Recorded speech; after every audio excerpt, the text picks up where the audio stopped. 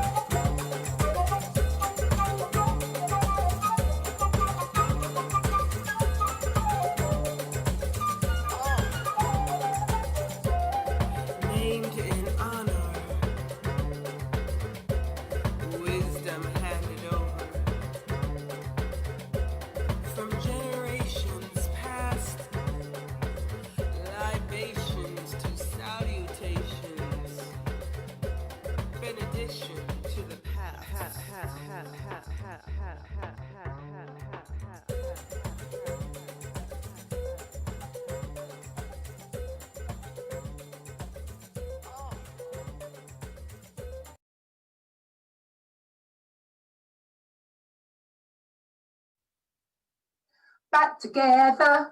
We are back together.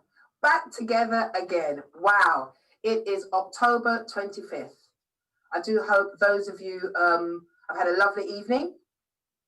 For this month, Black History Month, every day in every way is a way of Black history, Black stories, Black things to be said in a nutshell. I see you, you see me. It's our second show for October. I see you, you see me. So pleased that you're with us here today. Sunday, the 25th of October. We've got quite a show for you. Last time we were together, which was the 4th of October, we spoke of all the artists that we've had together over the past 3 months. 21 artists, and today we bring you 6 more. Plus, one of the artists has also been with us from the beginning. We're going to get some information. That's Thierry Caldwell. He's our man on the ground. We're going to find out more about that later. I had a lot of information and a lot of words and facts and figures that I put forth, and I had all ready for today's show and what I wanted to say. What I really want to bring together, capsulate in our reflection, is the reflection of ourselves. The time here and now that we're together. In thanking you that you're here with us, sharing the journey of ICU UC ME. Please let us know what you're thinking, how you translate what you're hearing. put some comments in there, and there'll be further information in concerns to how you can contribute to ICU UC ME. There are many ways. You can contribute by donating. You can donate through Ko-fi.com, and you can also get involved and have one of our lovely t-shirts. They're gorgeous. They really look nice on, you know. With all that said, the artists that we've got for you today have really reflected upon our title, which is Reflection today. And with that, it's their interpretation. Reflection. We take that as something that we see in the mirror. We take that as something of the people around us, reflects our spirit, reflects our life. The things that we put into our day reflects the next day. It's the beating of the drum. With our first piece, our first artist, her name is Sharon, the lady poet, beautiful woman. She's an author, and we're going to find out more about her in just a short while.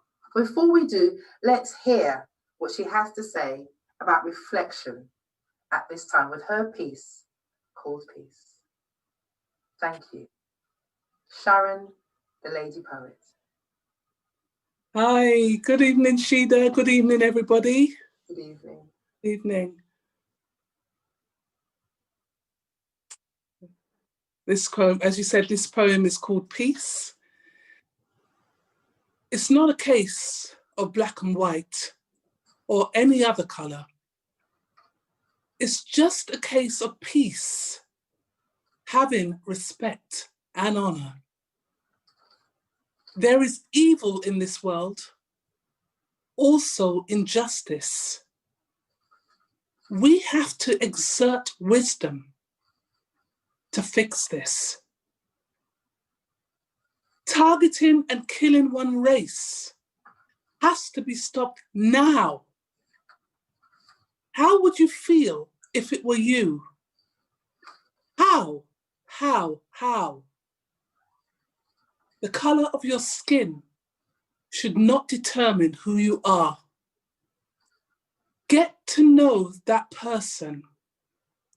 See their qualities from afar. Violence, maces and guns certainly isn't the way. I wish people would know this. Maybe one day. Looting and burning just adds fuel to the fire. Enough is enough. Yes, we have to take it higher. We need to seek God's face, meditate on his word, put our trust in him, believe, and prayers will be heard.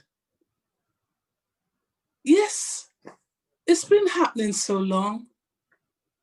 You say there'll never be change. We have to increase our faith. You'll see what God will arrange. There's good in all races. Hopefully, we'll get to see. Love and respect each other and live in unity. Thank you. Thank you, Sharon. Thank you very much. Let's have some claps, and you can put your comments that are there in the opportunity to put your comments, obviously, in the little captions there. I can see some nice fans and some handshakes, so that's nice. That's lovely. Thank you very much. Sharon, that was beautiful. Thank you very much. Thank you, Gida. Thank you. Out of your piece, there's so much to say, but what I do want to reverberate is your trust and your strength in your faith. Definitely.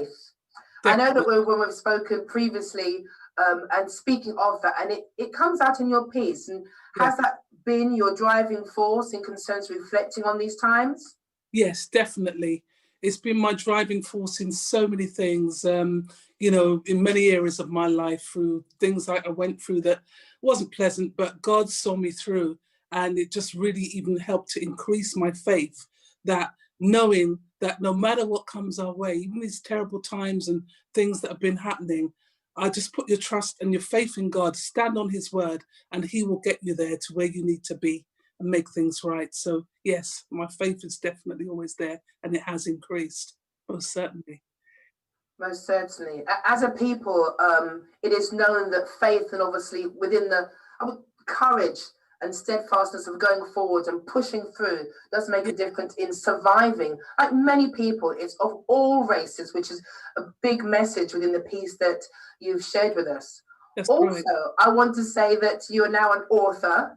Yes. And that's obviously something that's highlighted. How are you going from strength to strength with that? Oh, really? It's I'm just thankful that I finally got it done, because I've been writing for many years, doing poetry, and I've never sort of like done anything with it. And it's just this year I finally managed to put pieces I've done over the years together and get it out there. And I'm just so thankful that it's sort of like got out there. I believe and hoping that it's touching people's hearts. It's called The Poetry of Life. It's on Amazon, and it's about stages that I've been through personally in my life, which I'm sure many people can relate to. Mm-hmm. So I'm just thankful that it's out there. And one of this particular poem is not in the book, but you know, as I said, it's a reflection of many different things, of stages of in life that's happened.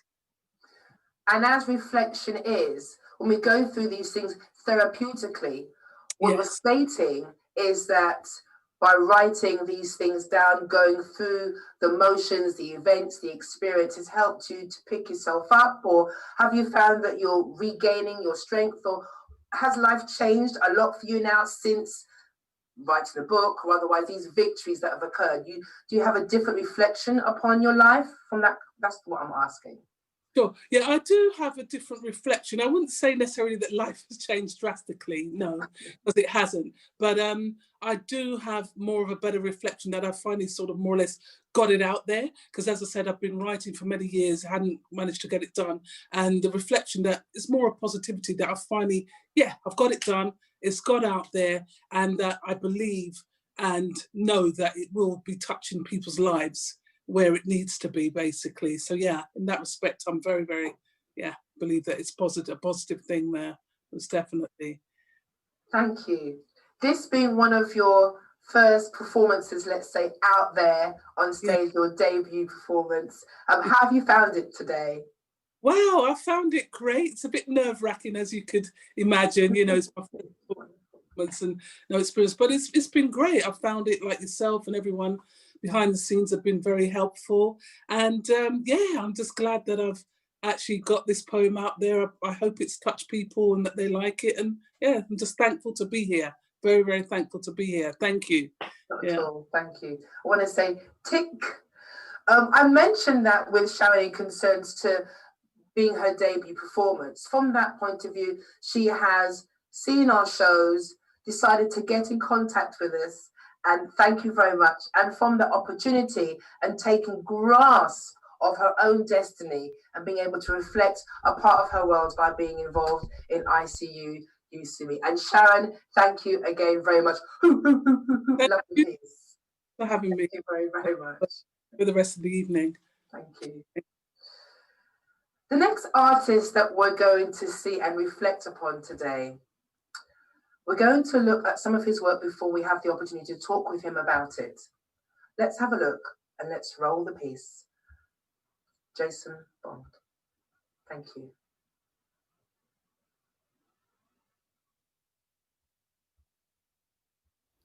Tell me, what do you see? Do you see what others see? Do you see what you've heard about me? Do you see what's been written about me? Do you see the snapshot Jason's of me? video Hang Invisible on, rewind 5 minutes, then fast forward 5 minutes, and maybe you'll get a real picture of me. What is it that you want to see? The misunderstood me? That's what you choose to see. You see, there are so many facets of me, perceptions of me, assumptions of me. It's amazing what one's eye can see and then translated and perceived to be. Have you taken the time to know me without the judgments me? Please don't judge without facts, you see. There has been so much pain inside me that I didn't even know that side of me.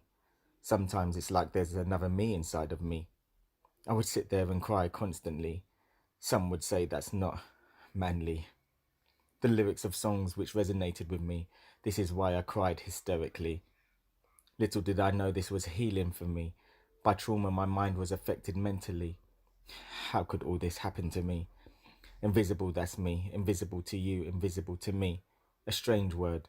Invisible, that is. A precarious word. I'm kind of there. Who, me? But kind of not there. That's me. Inception, it's called, when you plant a seed about me, and now this is what people believe to be. Take a step outside the pot and maybe you'll see, not this seeded plant version of me. So now let me tell you a real story. Truth versus facts, analytical, that's me. You see, a version of a story nowadays we call that truth. You see, that version got my brother life for murder in HMP. The truth is what founded him, oh yes, guilty, if you ever knew what that did to me. Yes, he is my brother, which is half of me, let alone what that did to my family. Now, hypothetically, what would your opinion have been listening to her version of a story? It's crazy to think no one believed his story, but 2 appeals 3 years later, the facts appeared accordingly. Miracle facts set my brother totally free. Case thrown out, all charges dropped, and hesitant her version of a story that she could no longer remember thee. The lesson here is you will always be blinded by truth you see if you continue to choose not to see. It stifles me that you choose what you see.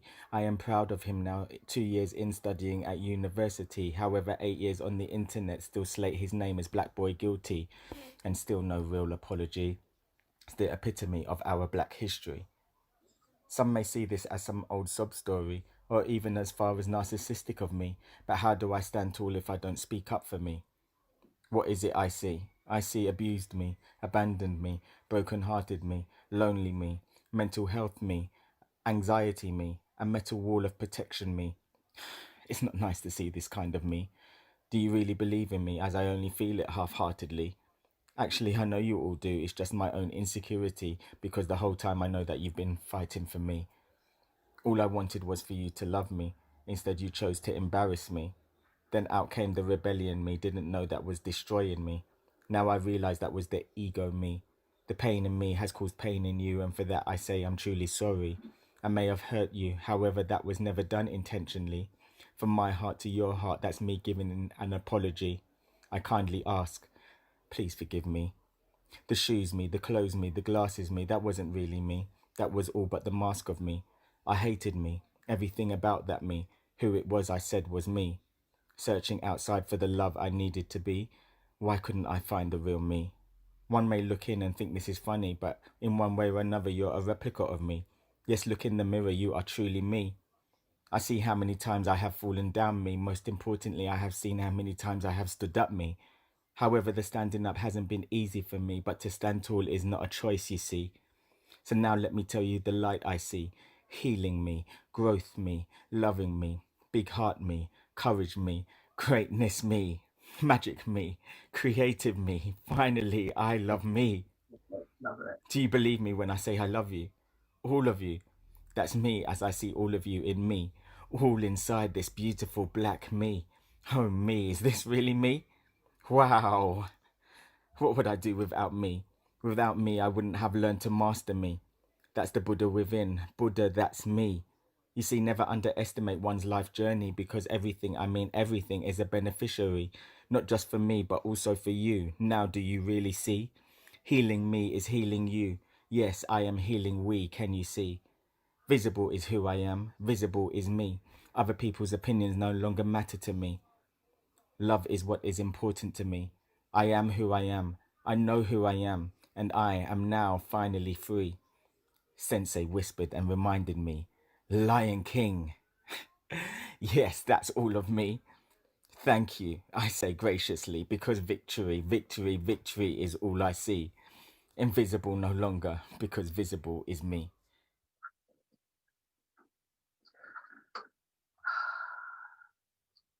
Love it, love it, love it, love it, love it. That is fantastic, beautiful. Thank you very, very much. Jason, I remember when I first saw your piece and all the me's and the reality of our facets and many different sides, the reality that we're not just one way, one-sided. There's so much of us, as in the 10 lives, as you are aware, and I'm sure, and I know that. Also, the change that occurs within our life. And first, let me say congratulations on the video. Congratulations on the culmination of that and putting it out there and the response. And what has been the response from your video, Jason? What has it been? The response has been like really amazing, to be honest. There's the poem itself is like it's multifaceted. So people have been drawn to many different parts of the poem. So, you know, people are drawn to the part where I speak about my brother. People are drawn to the part where where I'm talking about just being invisible and no one not really noticing you. People's been drawn to the part where, you know, they've realized that, you know, there was a past and there's been definitely some like self-reflection, and now they're seeing the light from the dark. And, you know, you have to see the light, you have to have gone through some sort of trauma or some sort of, you know, experience where, you know, you weren't in a great place. So then to be in the light and then see, you know, where you've come from is like, it's a great thing. Most certainly. And we do know that from darkness comes light. You have to go through that to build. I keep using this word a lot today. I realize strength. That part of you that you need to pick up and just, okay, I'm going to get through this. I'm going to do this. I can manage it. And you referred to that within Sensei. I will say that if our public, our listeners can remember, we had Eddie Capone that introduced us to, when he did Sunshine, he introduced us to something called the Gohonzon. And today we hear from Jason the word Sensei and also the lion, which refers to what? What are you referring to at that point? I am talking about Buddhism. So I am a Buddhist. So therefore, yes. So Gohonzon, and talking about Sensei. So Sensei is the mentor. Is basically the president of the SGI, so the Soka Gakkai International, which is based in Japan. Right. So it's basically it's spread around 192 countries around the world with over 12 million members. So I'm a part of that organization here based in the UK. So I am a Buddhist, SGI Buddhist. In referring to that, as you say, SGI Buddhist, but I understand that it's a Nichiren Buddhism. Would that be correct? That's definitely correct. Yes. Okay. Right. Yeah. Thank you. Yeah. Thank Yeah. you. I'm going to go back to that in just a moment. Before I do, the other thing, I know I've touched on your family. You spoke of, obviously, your brothers, the relationship you have with your brother.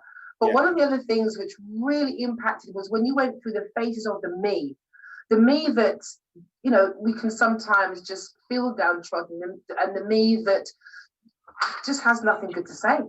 Yeah. But the acknowledgement of that change, is that something that you have experienced yourself?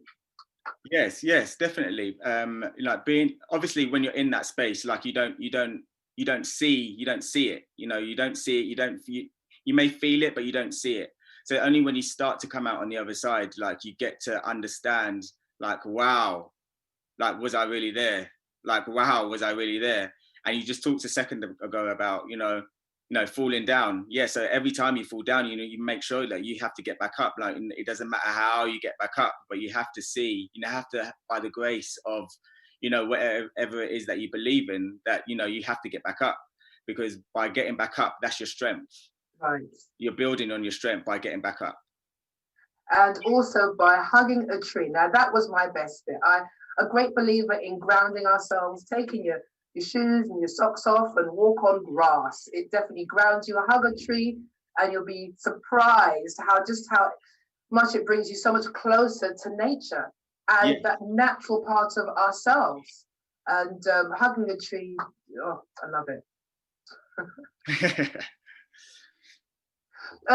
For you going forward, now you've done this video, do you have any other work that you're going to share with us that you have in the pipeline that we'll be seeing very soon, Jason? I've been writing like quite a lot, and you know, there's a lot that I've written, to be honest, and you may see some of it in a book that should be coming out hopefully by next year or so.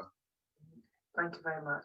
Okay. Within what we know of you, be creative. So be loved, be creative. Yeah. I will tell everyone that if you'd like further information about all our artists, their handles and emails and so forth are there. So please don't hesitate to contact them, find out further information. Otherwise, contact us. And that is Poets and Monologues and Gida Live, which have come together to present to you ICU UC ME. Jason, I want to thank you so much for your time. There's more that I want to talk about in Concerns to Invisible. Just the name itself and how sometimes, well, not sometimes, it's very true that people may not be seen, but their effect and their contribution that they give to society, the world, our existence is quite evident. So as much as you may believe or think that you don't see me, I know I see me and I see what I put into it. Is that something I'm going to ask you, Jason, that you think started? Where did this poem actually start from? That's the question that I'm asking. Where did it start? To be honest, like this year was like the first time I've actually like put pen to paper. Mm-hmm. I'm 41 years old. I'd never really written before. I had this stuff going around in my head. Obviously, in the poem, I talk about trauma, and I talk about not being in a great place. And you touched on it earlier as well, about the Nichiren Buddhism. So I use my faith and I chant Nam Myoho Renge Kyo twice a day, and that helps to create a state of mind which encourages wisdom, courage, and compassion. So through chanting, that brought out another side to me, or something that was always there, but I never knew that was there. And I was then able to then write this poem. So basically, I woke up one morning, I took the pen, and I just started writing, and that was the end effect. That's what came out. And not only surprised myself, it surprised like my brother, my mum. And then when I started to read it, and I performed it on an open mic stage back in March, just before lockdown, and the reception from it was like really great. And from then, I've just like continued writing. So, never give up on like your dreams, and never give up on yourself, because whatever it is that you're going through, you're going through it for a reason. And no matter what I went through, back in my childhood, my adolescence, even like early adulthood, it was all for a reason. So you go through it for strength, you go through it for growth, but then once you've got a handle on that, you're then able to then share that with others, and hoping that will touch somebody else in some way, shape, or form. Thank you very much. Very well said, so succinct and to the point.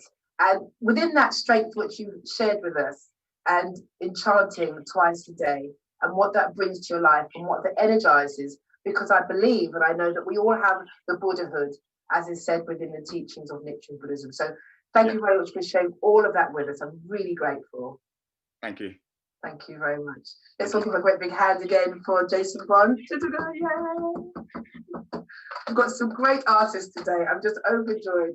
Our next artist, I'm going to ensure that we're ready for him. So I'm just going to, yes, we are, to introduce the next gentleman. Wow. And I can even put my little piece of paper to one side. I will first say Dapper.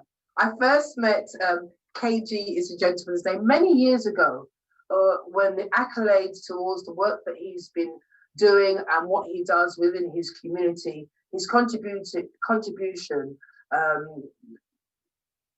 I'm speechless, in fact, as I am now, continuously putting into his community and continuously ensuring that the health of others and himself around him are the best. So I want to say thank you. And with that, let's listen to what KG is going to share with us this evening. So thank you very much. Have a great big round of applause for KG, everyone. There we go. KG?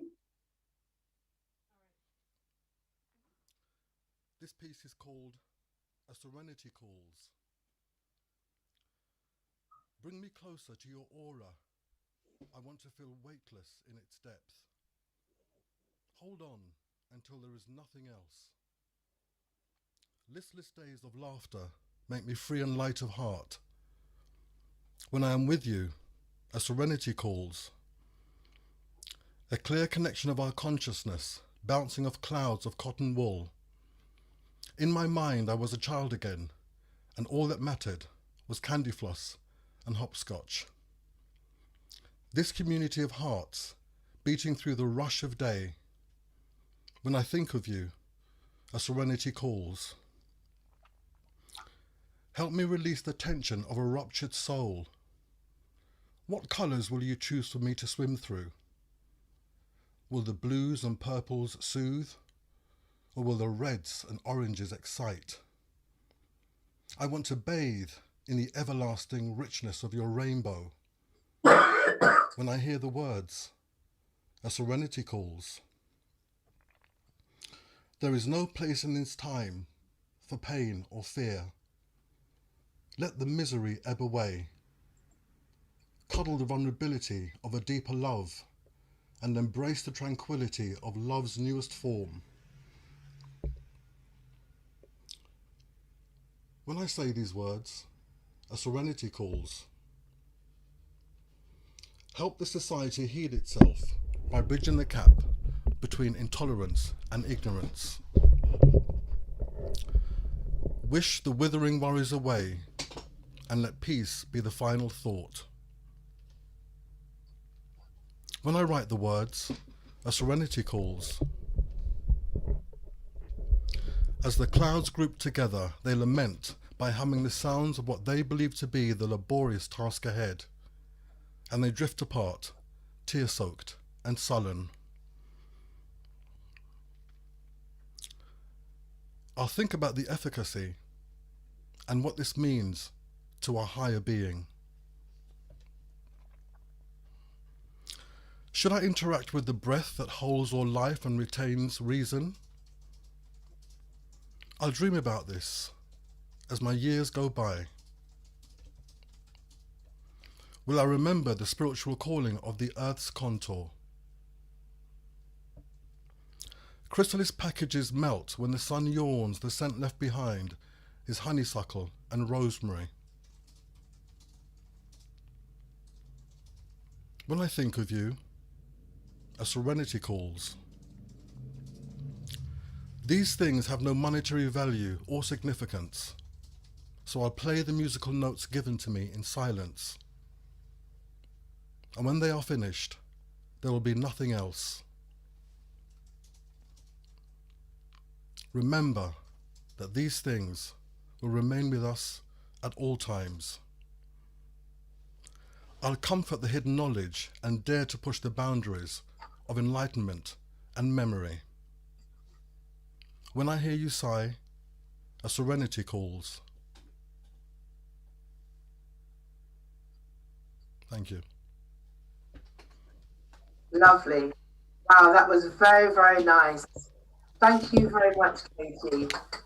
I want to hear more information, claps and so forth. Thank you very much for all of you who are commenting on Facebook and those of you who are looking at us through your Facebook pages. And then we've got those that are looking at us from their phones and the comments that we've got there. Lovely. Thank you very much, everyone. And thank you very much for the donations. For those of you who have donated, we appreciate that very much. It's £3. Have a look. It's www.ko-fi.com. The information is there, as you would see at the bottom. It would come up. And I've also mentioned our lovely T-shirts, which are for sale. They're £15. In England, the postage and the packaging is free. For those of you abroad who would like one, please email us. That's at azawala20@ymail.com. So we have T-shirts available, and we're asking for your donations. Why we're asking for donations? For our artists. Artists, as you know, at this time have changed their way of life. We are performing, we are interacting differently. I had this very good conversation, in fact, with KG today and this week. And within the comments, within what was said, we spoke of how we entrust and we share with you our work. We share with you the time that, whether it be very hurtful, emotional, but most definitely personal. And as poets who go before so many of circumstances, situations, this is what we do. We share with you so much of our own heart. As a great believer in love, and as a great believer in love is the answer to many of our questions, I come to you, KG, and I want to thank you so much for being with us here today. Thank you very much for making the journey, and your piece, A Serenity Calls. Beautiful. Thank you very much. Thank you. You can hear me, KG? I can hear you now, yeah. I can hear you now. Can you hear me, Gida? I can, most certainly. Fantastic. Thank you very much. I was speaking of your piece, Serenity, A Serenity Calls, and it's light and it's just relaxing. But the words are very poignant. Yeah. And we spoke earlier of the changes and what artists have to go through to create. What did you go through within creating that piece? Well, this piece I'd written quite a while ago, actually, a few years ago. And I was asked to perform at the Peace Festival. So I'd written a piece specifically for that. And so the calming effect and the kind of lulling and the very serene flow and rhythmic vibe is something that I wanted to definitely incorporate and capture within that kind of time, really. And I think it's relevant now because with what we're going through with, politics, particularly American politics, what's happened within the Black Lives Matter movement, lockdown, COVID-19 here, I think it's important that all of us just kind of take a step back, have a breath, and try and think about something a bit more positive and try to put away all the kind of negativity. I mean, it's difficult, but just for a moment, if we can escape into something that's wonderful and positive, I think we all need that. Yes, I agree. It's putting away that negativity and building up that positivity. Yeah. Within what you said also, as the creator of Word Lover Society. Now, tell us a little bit about that before we go into another subject, please. Okay, well, the Word Lover Society is a group that I founded quite a while ago, a few years ago, and we were running for about 8 to 10 years. We put on performances based in East London, so the group was based there. We're a community-based group open to anybody from any part of London, and it's basically people that are interested in all forms of writing. Creative writing, people that are very much inspired by what's going on around them, particularly family life or current affairs or just things that they're feeling at the moment. So we've had quite a few different events and we've toured as well. We've had exhibitions, written exhibitions locally as art exhibitions. So it's been really successful. Unfortunately, because of the whole lockdown thing, we had to stop because the library's closed. But at some point, I'm hoping to restart the Word Lover Society again and perhaps get a fresh new audience to come along and have, people join the group. That would be fantastic. I'm sure it will. What you've done with the work of the Word Lover Society is momentous. Thank you. Helping many individuals go through their own pains and situations, however dire it may seem to others. Yeah.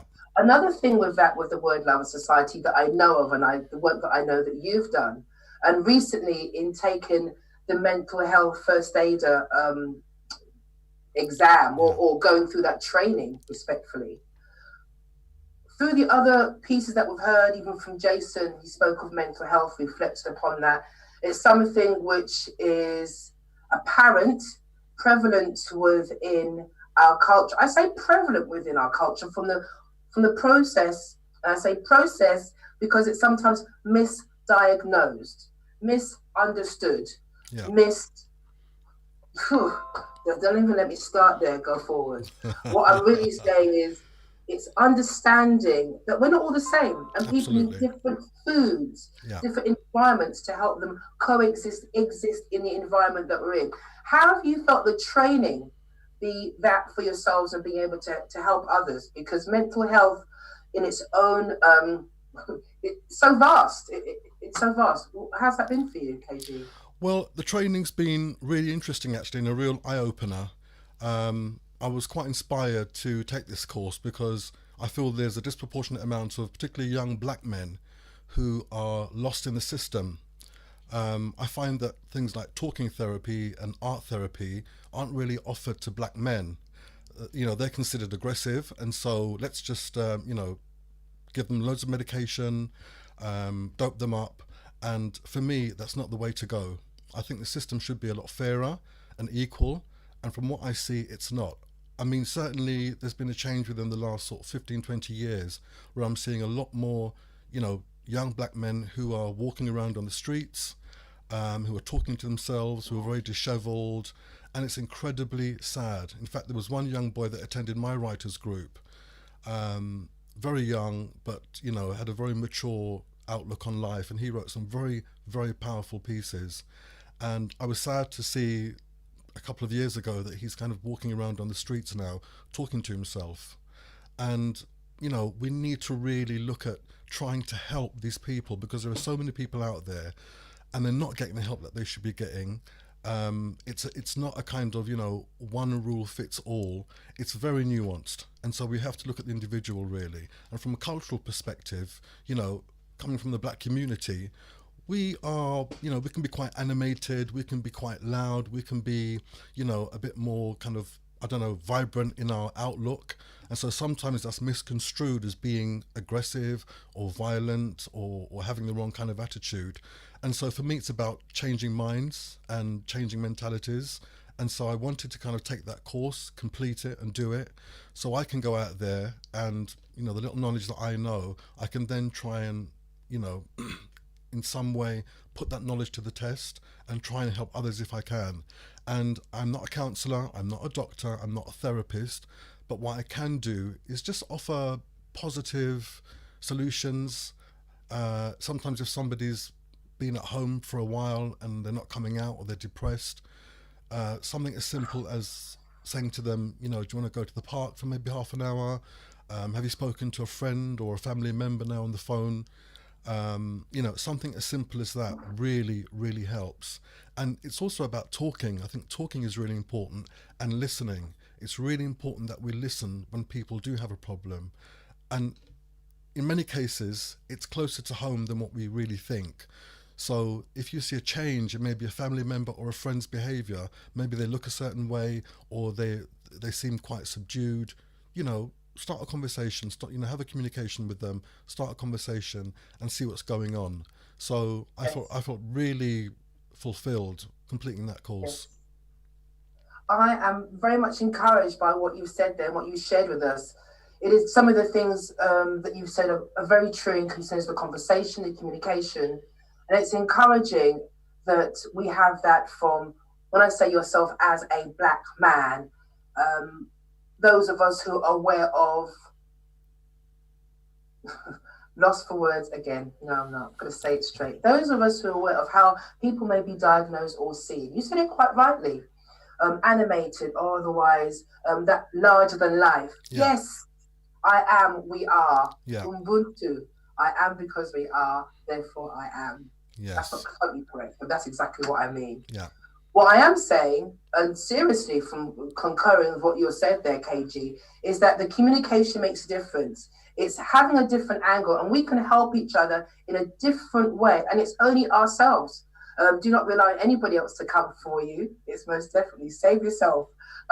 From that point of view, I mean, it's looking for the things that can help you. Yeah. Looking for the right foods. We've also spoken about faith today. We've heard about the faith that enabled Sharon to go from strength to strength, that gives her that peace of mind.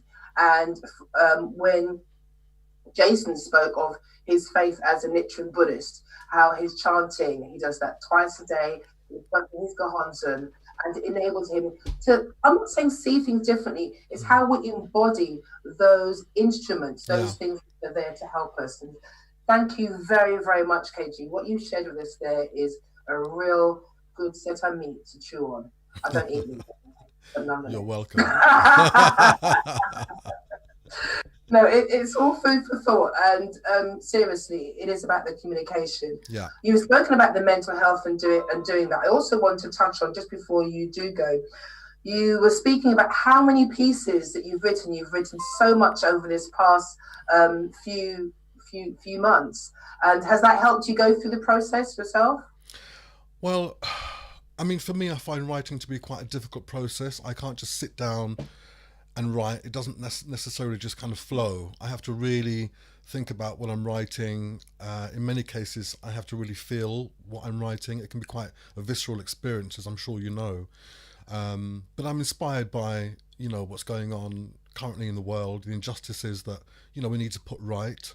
Writing, language, poetry, performance art is a very powerful medium, and it's one that we need to use to, to kind of improve a situation or highlight a situation. And for me, it's all about highlighting what's going on at the moment. There are so many injustices, and particularly, the George Floyd murder moved a lot of people. And I don't want to kind of sound cliched about that whole thing, but I was personally affected by that. As a black male, I was personally affected. I don't know George Floyd or his family, but, it's absolutely important that we highlight these things. I mean, I'm sure there have been many other George Floyd style murders, but we don't know about it. This particular one was filmed, and the world is now changing, and it's sad that it had to take that for the world to realize that, okay, we need to start treating black people with respect.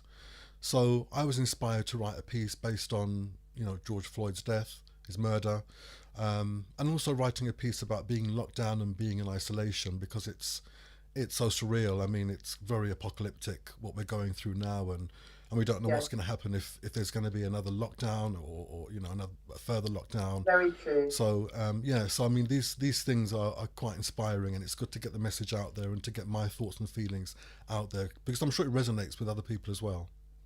Thank you. KG, I want to say thank you very, very much for sharing your works, your views, and your experiences with us. I do know that you'll be visiting with ICU UC ME again. Yes. I look forward to that. And thank you very, very much. Thank you, Gida. Keep up the good work, and it's been great being on the show. Thank you very, very much. It's appreciated. Thank you. Everyone, if you'd like further information in concerns to getting to know KG, where information can be found, information will be in the little captions that are there, and we'll be able to find out more about his works and also what he'll be publishing over the next few months, I believe. We didn't mention at the time, but I do know that something will be coming out in the next few months. So you can always get in contact with us and find out about all of our artists.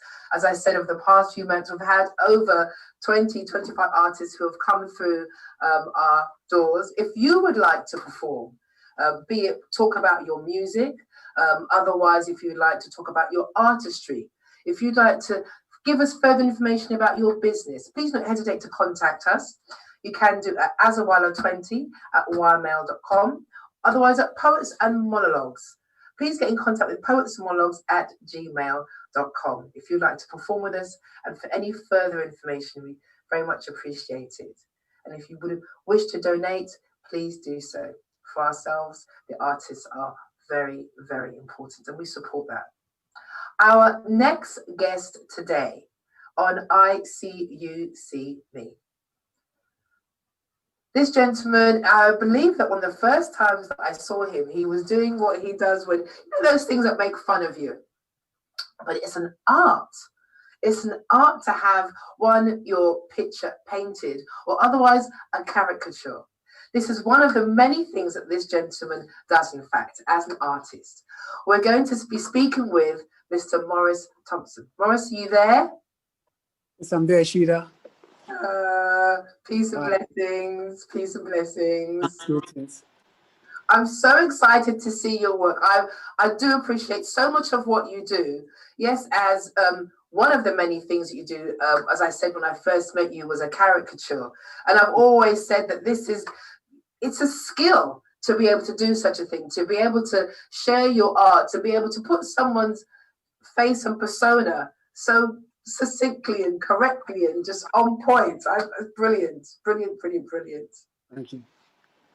Today you're going to share with us some of your work that I see that you've got with you in the studio.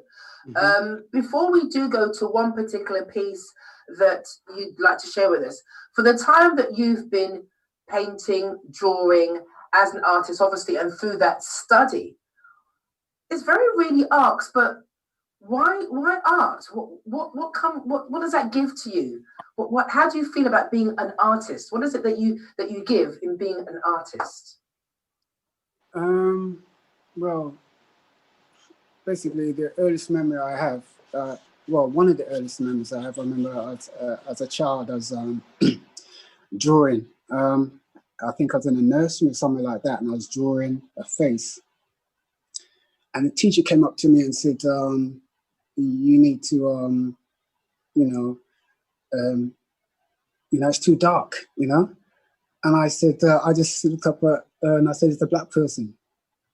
And she walked off.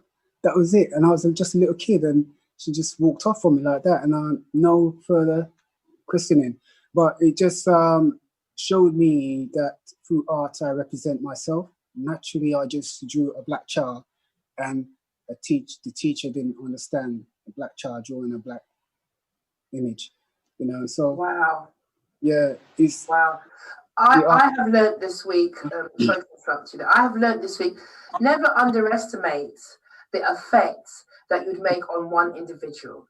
Do not underestimate what your legacy is on one individual. We may think that our legacy is climbing that mountain or otherwise playing at this great auditorium or I've finished this or completed this.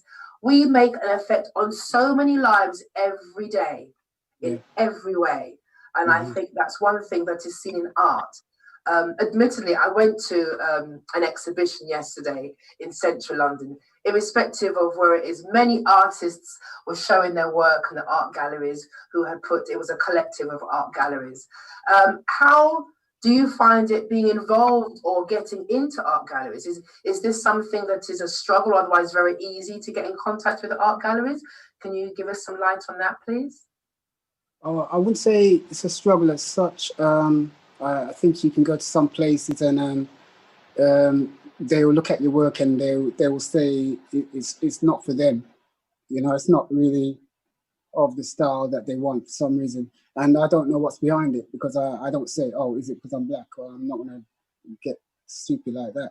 I'm just going to accept it and just see what is I can do. I'll look at their work and see if I could see if it really is something missing in my work. Someone did tell me one time that they couldn't see the art in my work because a lot of the times I used to do a lot of portraiture.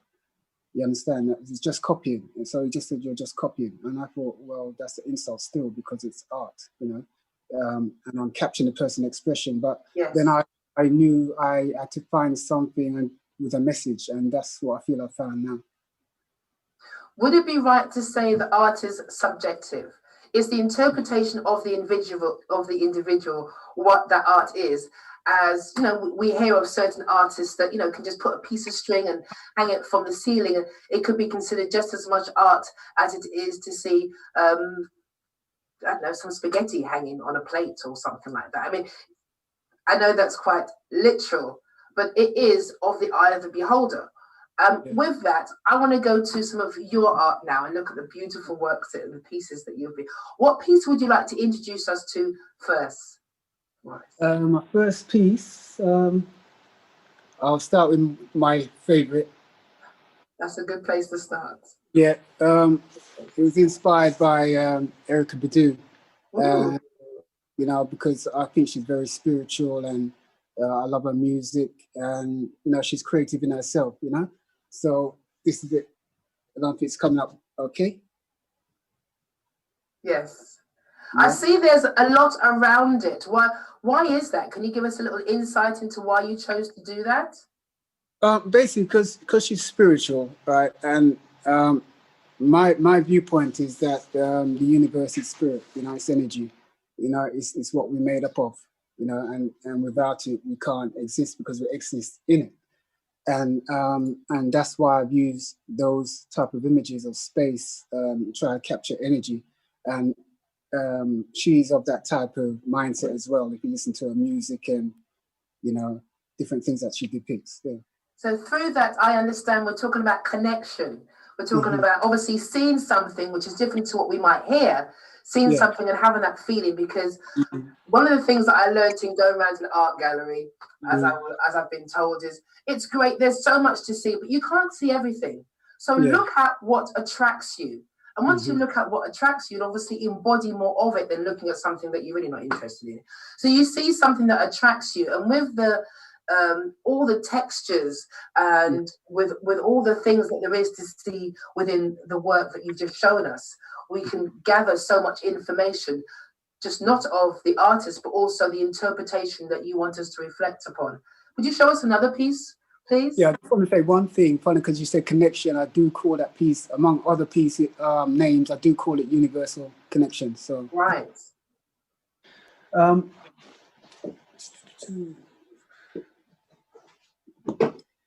There's another piece, again, it's Erica Badu. It's an image I saw of her. She was looking at some flowers, and so I just used not exactly her image, but just, you know, I just got inspired by it. Right. I think we may need to see, oh, beautiful. Yeah. Can it come back a little bit? Yeah. Come back. To see it in its entirety. We get to see her hair, the shoulders. And you say you saw something, and through that you were inspired, obviously, to show us more. We come back here. You want to see more pieces? I was stating that you saw something, and with that you were inspired to create that piece. Yes, because basically it's very, it has a, how can I, deep, they all have deeply spiritual vibes, but it was peaceful because she was looking at a flower, you understand? So it's very soft, you know, and at the same time it's a powerful image, you understand? So I was just attracted to it. You know. To go now to the professionalism within the work that you do, which is fine art, as a fine artist and portrait. There's something about you, I think, unique about capturing the person by capturing their soul. There's many portraits that have done of infamous and famous people. And when you see that portrait, it's good and well having the image of them and the outline, but capturing that soul of them. How do you go to that point in capturing that and then putting it upon the canvas, what you work with? How do you do that? I mean, I was always taught, early days, you know, you draw what you see, you know.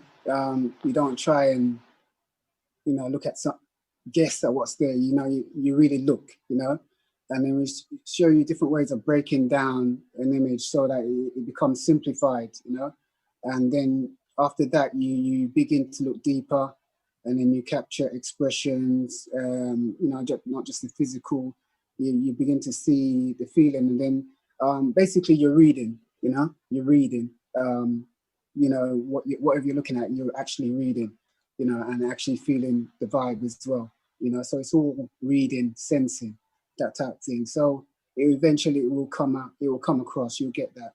Once you learn the techniques, you become relaxed and you just begin to see and feel. Thank you. That's quite an insight into the reality of sitting there for a portrait. I must admit, I have been in that position before, and it's something else when you're on the side of the, I would say, the artist who is taking in your every line, taking in your every motion, and just your structure, and just how the curves and the waves and so forth. And this is all part of reflection, what we're talking about. So it's seeing what we don't see ourselves, and other people take that image of us. You know, I want to encourage us all to look at ourselves in the mirror, as we know the famous Michael Jackson song, In the Mirror. But in essence to that, yes, look at yourselves in the mirror. There's no harm in talking to yourself and having that mirror time, letting yourself know what you're going to do, how you're going to get it done, and that you're not just going to be in this plane at this time, but you got things to do, you got places to go. And I want to encourage us all to get there. This is part of our message in reflection. It's not just about you. I see you and you see me. What are you doing for yourselves and for others that can make a change? What are you doing in your life state? What are you doing in your community? What are you doing for your faith? If you do not have one, what do you believe in? What do you see? In reflection, it's all parts of this, and there are many facets that are there. Morris, I want to say thank you again very much for sharing that. and all the information. We can see obviously your works that are there. And for further information, we'll have Maurice's information in the captions there. Please don't hesitate to be in contact with him. If you would like your portrait done or otherwise a caricature, I want to ask you this, Maurice. At this time, I know that we're all aware of what's happened within the past 8-9 months as we go into November. But more importantly, how has the industry changed for you? Can you give us a very small synopsis of what I can say, just a little reverb? In terms of what's happening in these current times, that's what you How say? has it affected you within your art? It doesn't really affect my art as such. You know, I suppose getting it out there, going to events as such, it can affect it. But obviously, I can do things like this. I can go online. You know, I can still get it out. I can still get it out there. So going to events, yes, most definitely interacting with people and meeting other artists or entrepreneurs and such like. You know, it affects me in that sense. Yeah. Thank you. Thank you. And if people would like their portrait done or otherwise to get in contact with you, please don't hesitate to be in contact with us, and we could otherwise pass those details on. The details are there at the bottom of the screen, I believe, today. Okay. I just want to say one thing, Sheila, sorry. Basically, here where I'm at now is in Canary Wharf. Yes. It's on Pepper Street, and the nearest station is Cross Harbour. It basically is like a creative space, and I'm a part of an art movement, a group of artists. I'm not sure if anyone's heard of Londoners 2020 Art Week or Black Art Matters. That happened recently, but we're based here in Canary Wharf, so people are welcome to come down and find us here and check things out. Thank you very much. Thank you very much for mentioning that. In fact, it was one of the exhibitions in concerns to the Art Week. I went to the Saatchi Gallery yesterday for their sport nets, which was interesting and it was fantastic, in fact. I do wish to have seen many other artists. You don't know, I wouldn't say everyone of colour. It's not that is not what it's about. What it is about is the art. Let's get our art out there so that we can see and reflect upon what reflects upon us. I know that they do Saatchi. I know they do support Black artists. I know there was a black, I think 1 October, let's say, there was a Black artist exhibition there. Let's have more. It's not just 1 month, it's every day. Exactly. Again, thank you very much, Maurice, and I look forward to seeing you and more of your work about, if not on one of my many walls within the house. Thank you very, very much. So a great round of applause. Woo! I can see you all waving. Thank you, and clapping. Thank you very, very much. Oh, thank wow. This month, October, today is the 25th of October, and clocks went back here, as they did in many places, in fact, everywhere, I believe. Is that right? Is that right? Is that correct? Is that right? Why am I saying that? Because it's about your attitude to time. It's about, does it matter if you're there on time? Does it matter if you get there in time? Does it matter if you get there when you get there? Well, I'm stating it's still your time. So it's what we make of it. Over the past few years, Poets and Monologues, which started in 2018, we even had a competition last year. And this is where I met our next guest. His name is Eric the Eagle. Eric the Eagle. Something different is what is going to be said, and something different is what we are going to be led into. So without further ado, I would like to introduce to you Eric the Eagle. Thank you. Hi, yes, my name is Eric, and what I'm gonna be sharing this spoken word is titled Code 9. And as we all know what the world is going through, so it's a reflection And this is what I've spoken to a lot number of people and hearing they're saying and what I'm seeing, what I'm hearing. So, okay, put them together. So, code 9. And it goes like this. You see the world that you know? Let me tell you, if you don't know, it has forever changed. If you do expect things to go back to normal as it was before the lockdown, I could look dead straight in your face and let you know that your mind, the way you're freaking man is truly insane. Don't you see, even the currency of the world, man, has forever changed. It's no longer money, wealth, it is your health. Oh, you don't believe it? Follow me, let's go to the NHS.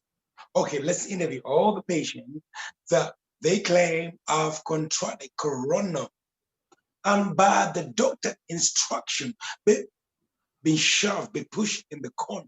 Let's ask them one by one if their wealth can deliver them out of their dilemma. Let me tell you the answer is no. So Mr. Ego, I am so intelligent, full of wisdom, so please tell us. So what do you think is the remedy? I'm glad that you've asked. You see, I've asked the same question to a lot of people randomly. Of us, excuse me, can you please tell me what you think about this COVID-19 coronavirus? See, a lot of them telling me this thing is a scum. I said, why? You see, they're telling me a lot of doctors got paid across the world. Whenever someone died, whatever disease, they've been told just put a stamp on the birth certificate and a big smile in your face and say, it's COVID-19. And see the government, yeah, mate, they're pulling their own strings. The main aim is to cut down and control the population. If you sit down and ask yourself the deep question concerning this pandemic, you're gonna realize, oh, God damn it, it's all planned, right in our planet. Yep, ask yourself the deep question, who are the most people suffering and die the most? Is the older generation. The reason why? Because it does cost the government arm and a leg to pay for their care homes, retirement funds, their pension. So to be honest, no, they're not thinking about your health. They're all thinking about their wealth. So yo, Mr. Eager, so what about this lockdown? The lockdown is a joke. Because once you're locked down, sitting down, watching Netflix, you come out for your 2-hour, 1-hour exercise rule, you see a fuck big lamppost. So yo, Mr. Eager, what's that? 5G? So what's the 5G for? 5G has got nothing to do with coronavirus, yet it has a major effect on the immune system. And the 5G is the 5th generation technology to truck your ass all the way to your house. And now if you don't take your missus down to the restaurant, gotta download the app, leave your phone number. For what? Truck and trace, yep. They're trucking your ass. So what about this social distance? Man, don't you see? This is all demonic. Check the scriptures. When Elohim created her and him, he made us as such creatures. So what are they trying to do? Separate and conquer. So what about the mass? Well, the mass is a good tactic to control the masses. Because figure by it. If you cannot bet the government to wear the mask, it's more likely you learn how to take the vaccine when they make it mandatory. To be honest, the only vaccine someone is getting is this, man. When they get back in the ring. Come on now. Eric the Eagle. Oh my gosh, yeah, fly. There's, oh, look at my muscles. Okay. Eric.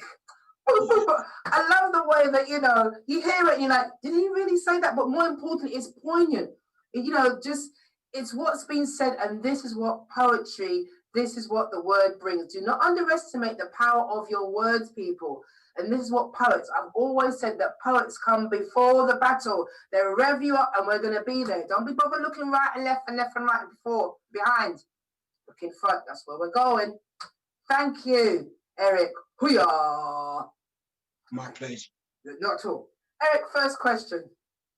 Now, I know that for you, you would have been fighting as a boxer, because you are in fact a boxer. That's correct. Correct. That's right. So I was meant to be fighting in May, but obviously before the lockdown. So when they announced Corona and everything shut down, obviously things changed. Obviously the day changing, I was meant to be in the ring. So, but I haven't stopped training. I've been, stay ready so you don't have to get ready. Being ready, great believer in being ready. Being ready, not just kind of steady, but being ready. And not like Freddie, that was rhyming. Okay, we'll stop that. You entered a Poets Monologues competition in 2019. And repeat that again, please. Yes, that's right. In entering that competition, you obviously prepared yourself and were ready. How has the work that you've done and your presentation changed for yourself in concerns as a poet over that time? How do you see the field of poetry or your presentation from that time when you entered to where you are now? It gave me more experience in able to push myself, and to be honest, that was first, like in a competition, like because obviously I was doing open mic, I was going different open mic, but when you're in the competition, is quite different. So it makes you dig deep, so it makes you grow, and so that did help me grow in the sense of how to dig deep and come up with be creative, be more creative. Yes, so you yeah, certainly are. So I can hear the creativity in your words, which is one thing that a poet, someone who puts rhyme and song and so forth, anyone who puts their words together in such a way. It's the innuendos, which is found a lot within the English language, that double entendre when we say something and mean something else, or otherwise we're trying to mean something else and say something completely different. It's very much heard within the words that you're talking about and the situation that you're speaking of. Why did you find the passion to talk about this? Why was it important to you? Because this is what has affect a lot, like most everyone in certain different level. Obviously, it affect me, obviously in the way, obviously in the industry I'm in, obviously I'm in the boxing industry, I do also personal training. So I do have a lot of other things. So it affected, it kind of stopped everything. And obviously people I was speaking to, you affect them and you affect people around me. And so, and it got you to think, and I'm really, obviously I'm a deep thinker as a poet, I don't just look in the face value. I ask, okay, why is that ticket? So I look more than what the eye see. So yeah, that's what motivated me to write about it, because it's something that a lot of people can relate to, and it will get people's attention because this affect me. So a lot of people that I've shared with, I mean, like, this that does relate to me. So that's what I see, writing about. So I write with things that a lot of people can relate. And for example, like, they have a thing, they have numbers, the one I did is affect everyone. Everyone can relate to it. So obviously the COVID-19 is something that everyone can relate to, because he has effects. Thank you. Everyone is set in different way. Most certainly. I love the way that another time we most certainly will hear your numbers one, which I do like to hear, and just the ingenuity and the smartness of it. And where my respect comes for your work is understanding that also as a boxer, some of the most, well, not some of the most, but one of the world's the most famous boxers, Muhammad Ali, also used his poetry, he used his words within the battle that he had with his components. And I like the way that you put that out there, and it gives me respect for the sportsman within you and the sportsman in general, who obviously, you know, they rev themselves up in concerns of what they have to say. We have one of our most renowned sportsmen at the current time, I would say this, Lewis Hamilton, who is abounding in concerns to records that he's achieving and going above and beyond records that have been set as a Formula One driver at this current time. Your work as a boxer, how do you find the two of the things relate that help you kind of like do something that you really have to focus within your training, and then you have the opportunity for the downtime? It's helping you to ensure that you can get your message across within those two things. May I ask, as a sportsman? Yeah, definitely. As obviously poetry is an art itself, and you know, you let people, but people ask, why you writing poetry and you're a boxer? I said, wait, don't you know that boxing is poetry? You know, as a boxer, when I'm in the ring, I gotta think about my timing. I gotta throw the right punch. I gotta throw the, you know what I'm saying, the right. If I throw a lazy jab, I can get countered with a straight right hand, overhand. So same thing as when I'm writing, I gotta think about the words, choose the words. You know, will the next word connect as a hook to the following word? With the rhyme, with the flow? Obviously in the ring, I gotta sleep and dodge and roll. And so, you know what I'm saying? So boxing is as poetry, and also it keep your mind sharp. It keep you mentally on your toes. So you gotta be thinking about the next words. So in the ring, you gotta be quick. So same thing. So is mind fitness. So it keep me on my toe mentally. Obviously, writing wordplay. As you mentioned, Muhammad Ali, you know, one of the greatest fighters. I use his words, and yeah. So I'm not saying most of the time it beat his opponent with his words. You know? Thank you very, very much, Eric. Thank you, Eric the Eagle. I do even want to ask, I have more questions to ask you and all of our other artists, but we're going to have you back with us again. I am sure. I would like to think so. Thank you very, very much for being with us today, and thank you very much for sharing Code 9. Thank you. Yes, that is a pleasure. And actually, there was another spoken word I was going to give. You know, we are so fortunate over the past few months to have such artists, and I'm so proud of them. The artists that we've spoken to and that we've been with today have given us all an insight into their world. And it's just as a case of, it is not just a case of how they have written about it, it's how that it has affected and how it affects what they do in their environment. You've got to look at our environment. We're going to look at where we're going when we do go out, the people that we interact with and how we interact with them. That smallest kindness can make such a difference.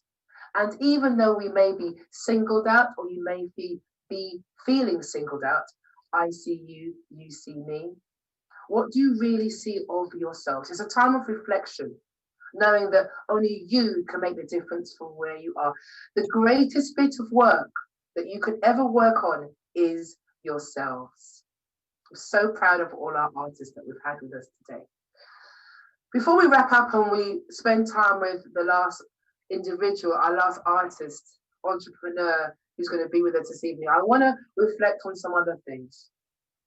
And that is that some of our greatest leaders, I bring to mind Martin Luther King.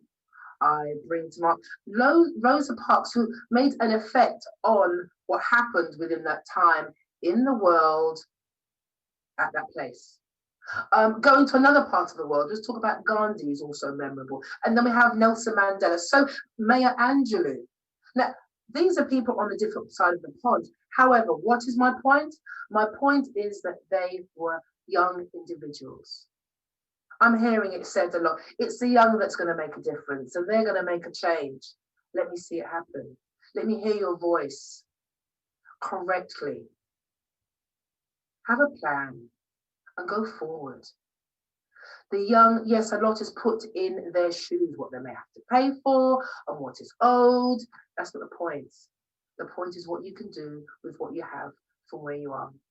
ICU UC ME is bringing to you the artists and also the perspective that we have as a community, as a nation, as a group, from the perspective of Black. The next person which we are going to be speaking with today, let me show you now how it got. Not just an author. What encourages me to want to speak to this person is actually where he is at the current time. He works with the criminal justice reform system. He's a public speaker. He works with re-entry into employment specialist. He is a re-entry employment specialist, which I gather is somebody who works with people who are going back into the employment system, which means where were they before? Let's think about that. Leadership trainer. Now, why is this story important? Why does it even matter? Because we want to know. We want to know. That's why it's important, because we're going to talk to him. We're going to ask him first the main question, how was your day? I know he's going to take this, and he told me it was snowing when we spoke to him earlier, so it's cold. But not just that, it's a perspective of what is happening somewhere else. We are currently in London, where I am right now. And I want to thank all those people in the States, in Africa, who are watching us, who are with us. And if you like the show, contribute. If you like what you see, if you like what you hear, please contribute. Show us your love through that. Show us your enhancing ways. Embrace us, contribute. Go to www.ko-fi.com. It's Poets and Monologues, and also ICU UC ME together. We're giving you this show. We're putting out what we have with the best of us, with the blunders and all, because we're live. Now, let's talk with Thierry Cordell and find out what's happening on the other side of the world, but he is in the US of A, Minneapolis. All right, how you doing? Hi, how you doing? I'm all right. I'm very well. Thank you so much. Thank you so much for joining us here today. Absolutely. Thanks for having me. Not at all. Now, I would say that Thierry is with us from our very first show that we did in July. And the piece that he did that we shared with you was I Can't Read. And it was quite an impact. We really wanted to bring him back, because when we first started ICU UC ME, why? Because of the impact that someone's passing, someone's death had on not just myself, but many people, which is why Poets and Monologues, together with Gida Live, bring you ICU UC ME. We have the opportunity to speak to this individual, Thierry, I apologize, who's going to tell us a little bit more about what's really happening on the ground. Can you tell us something about what's changed, if anything, within the immediate area that you live in? And where is that exactly, so the public will know? Thank you. It's in Minneapolis, Minnesota. Minnesota would probably be, I guess we're considered like the Midwest, kind of central, between the East Coast and the West Coast, like right in the middle. Probably about like a little bit away from Chicago. And so, but as far as change goes, George Floyd got murdered about 3 blocks from where I grew up. And it's absolutely changed a lot. While when the National Guard came and locked us down and put us on curfew, it was the KKK came from out of town, and they were really up here. They were actually attacking a lot of the Black businesses that we have here, and a lot of, and it was crazy because the business owners and a few brothers from the community who were licensed to carry firearms up here, we all had to kind of like band together to protect our businesses here. Otherwise, we wouldn't have really had anything left. Yeah, and then my sister, they found a car full of explosives in my little sister's front yard. So like to everybody who, I don't know how it's conveyed to you guys there, or if what I'm saying even trickled to London but it's been very real. It's been a very America's always kind of been like a racial hotbed. Police killing Black people, unfortunately, is normal here. It shouldn't be, but it is. But part of what I do, aside from criminal justice and prison reform, is I do a lot of Afrocentric self-development, which includes civic engagement, getting people to the polls to vote. Now, I say that because when this happened, when George Floyd happened, strategically and luckily, we placed a Black police chief. We put him there. We had a Black attorney general. And the attorney general here, he's like the top law enforcement person in the whole state. And, so we had a lot of key figures in place, whereas if we wouldn't have voted and put these people strategically in these places, I don't think we would have gotten any of those police charged, to be honest with you. But it's been it's kind of calmed down now. I mean, honestly, it's a lot of racial fatigue with all of the talk of defunding the police. That's one thing. So now the police are kind of just like, well, hey, you guys can just kill yourselves. And so the police don't really care, so to speak. And so, and to that effect, crime, we've had like a 400% spike in violent crime here ever since George Floyd happened, unfortunately. There hasn't really been too many other racially motivated incidents, but since George Floyd, but unfortunately, there's been a lot of Black people, killing each other, and it's unfortunate, and it's difficult because we have the racial piece that's been going on historically for years, and then you have the piece where we're killing ourselves right after George Floyd, and then you have Corona, and it's just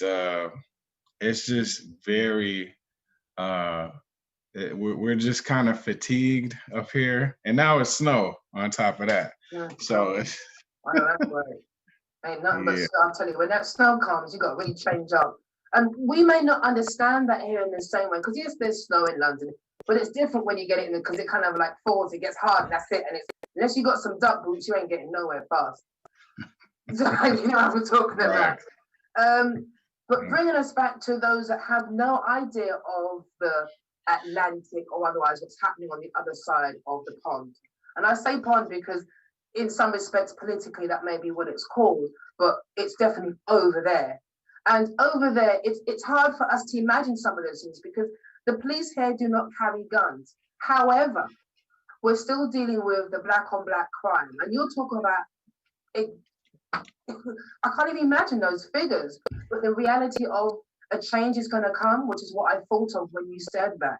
The change in how we police ourselves. So we've literally got to reevaluate how we're going to look after this situation. Obviously, circumstances which are occurring between us, black and black, then there's obviously the KKK, which you spoke of. That's, out of my remit in concerns to dealing with that here. But however, there are circumstances when we deal with situations with like that subliminally. That's quite weird.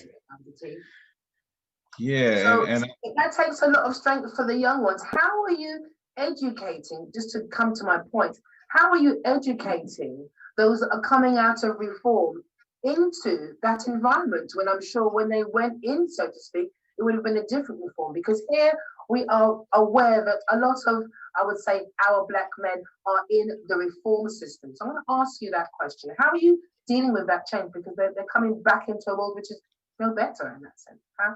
Okay. Yeah, great question. You know, it is difficult for men leaving one traumatic environment and then boom, being forced right into another racially charged powder keg.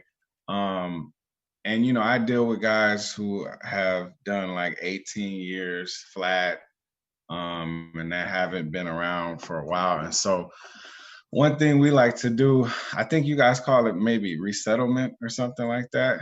Well, yeah, it's basically the same thing. We have cognitive healing circles. Not everybody does what we do, but we definitely have a space where you know, men can, you know, actually come unload, and you know, when they come from prison, or any at-risk youth that we get, they come straight to me, and you know, I provide mentorship, leadership, training, employment, whatever they need, I do. And so we just really try to do check-ins, and we do kind of ongoing leadership training every Tuesday nights from 6 to 8. That's actually online. And, you know, we just create a space where men can be vulnerable and, you know, not feel like, because, you know, you're going to experience problems, you're going to go through things. And, you know, we just, you know, iron sharpens iron. And so all our guys, when we train them, we also make sure it's a requirement that they come to the group and just get fed. We build each other up, and you know, we make sure that, you know, everybody is good, because it's hard out here right now, just period. So and the two main things that our men here experience when they do re-enter society is housing discrimination and employment discrimination. That's prevalent here. That's prevalent here even if you don't have a record.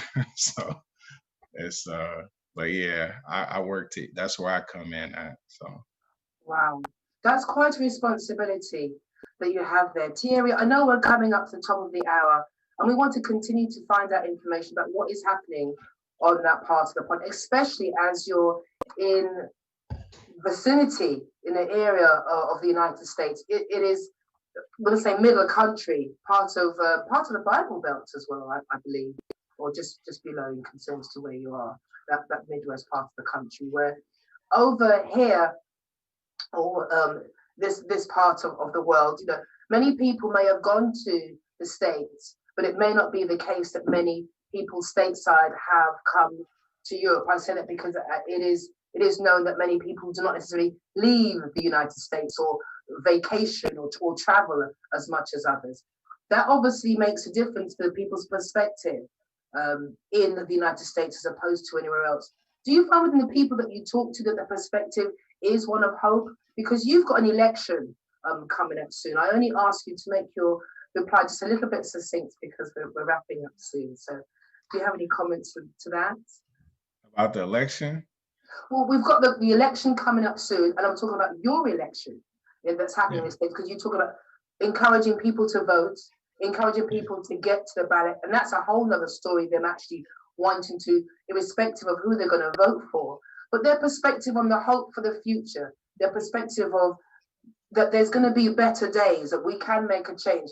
How are you seeing that and feeling that where you are?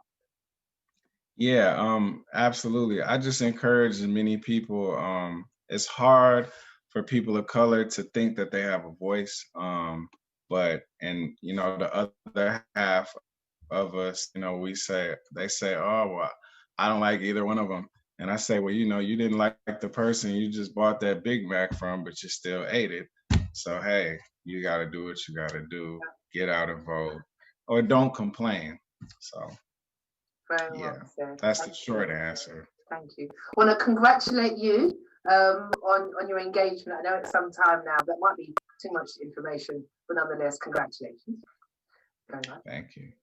And thank you so much for the information you have imparted with us. And I look forward as we continue to find out what's going on. So you'll be back with us hopefully at the beginning of the year, especially in concerns to knowing what's happening come November. Well, it's 3rd for you, but when we come back, it'll be November 29th. And for that, our next show will be Love, Life and Laughter. Love, Life and Laughter. That's what I'm talking about. You know it makes sense. Ain't it, Charlie Brown? Absolutely. You know it makes sense. Love, Life and Laughter. Join us then on the 29th of November. It'll be 6:30 as we're usually here at that time. There's some other things that I want to mention to you. I want to thank all of our guests today. We've had Sharon, Jason, Eric, KG. I'm not missing anybody there. Tia, and I know I've got a name that I can't. 1, 2, 3, 4, 5. Sharon, KG, Tia, Morris. There we go. There we go. And Tia, and Sharon, and KG, and Morris. There we go. And Morris. I said that before. And KG. There we go. You will notice that there's been one lady in that group. And within that, you know, I say blessings and most certainly peace to you all. By that, our lovely Queen and Empress Sharon. Thank you. You did so well amongst all the kings amongst us. We're going to wrap it up for today. And I have encouraged you, please donate. If you've got even an inkling to, you know, just being supportive, and there's something that you heard, something you thought that really made a difference to your life and something that you want to do, let us know. Be in communication with us. Talk to us. And that'd be great. You can contribute at www.kofi.com. You have been watching, listening, and been a part of ICU UC ME. It is Poets and Monologues and Gida Live that have brought to you ICU UC ME. T-shirts are available, as you know. My name is Gida. I've been your host for today. I was going to finish off with a little piece just so that we know where we're going. It's the love that remains. It's the love, it's the love. The sorrow that reminds us tomorrow shall not be the same. It's the love that reminds of the way that we left. Feeling empty, it feels, remember her name. It's the love that's the same, because it's always what remains. Wherever we are, the memories borrow. It's the love that turns deep. It sweeps, we weep. Yes, it's the love of tomorrow. Do not despair. There's a love that sustains, not refrains. However, remain to tell of her every endeavor, how she walked, how she talked, what she taught, the love she knew, you gave her story. You tell of her glory. It's a love that remains and we share. I want to thank you all very much for listening. Jason Bond, KG, Thierry, Sharon, Morris, Eric. I've got everyone there. I don't forget anybody. Thank you very, very much. You've been watching ICU UC ME. My name is Gida. I think we're going to credits. Thank you very much, engineer. Over and out.